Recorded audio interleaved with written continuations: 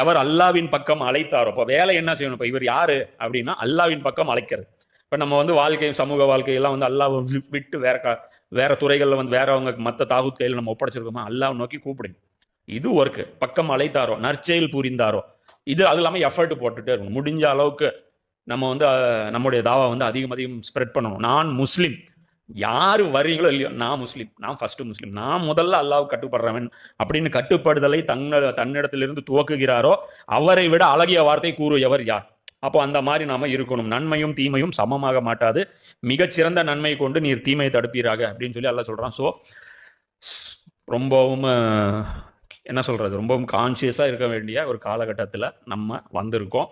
இது வந்து யாரும் வந்து பயப்படாதீங்க. சும்மா ஒருத்தர் வந்து இந்த எல்லாம் சொல்கிறேன்ல, இந்த பதட்டத்துடைய செய்திகளையோ அமைதியுடைய செய்திகளையோ அப்படியே ஃபார்வர்ட் பண்ணாதீங்க. இன்றைக்கி இருக்கிற அந்த வாட்ஸ்அப் இதை வச்சுட்டு என்றைக்கோ நடந்த விஷயங்கள் ஏதோ ஒன்று எடுத்து எல்லாம் ஃபால்ஸ் மீடியா பரப்பாதீங்க. ஒவ்வொரு வந்து இந்த பொறுப்பான ஒவ்வொரு ஊர்லேயும் வந்து ஜமாத்துகள் இருக்குது, அங்கங்கே தலைவர்கள் இருக்காங்க, அந்த ஆளுமை திறன் கொண்டவர்கள் இருப்பாங்க, பகுத்தறிஞ்சு பார்க்கக்கூடியவர்கள் இருப்பாங்க. அவங்ககிட்ட அந்த செய்தியை கொண்டு போங்க, சம்பந்தப்பட்ட அந்த அந்த நிர்வாகத்திட்ட கொண்டு போங்க.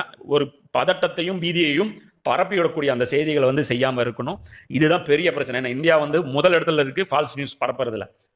என்ன இப்போ எடுத்த லிஸ்டிங் படி நம்பர் 1 நாம தான்.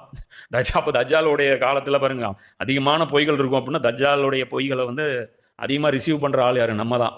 ஸோ அந்த மாதிரி இருக்கக்கூடிய இதிலிருந்து அல்லாஹ் உங்களையும் என்னையும் பாதுகாப்பான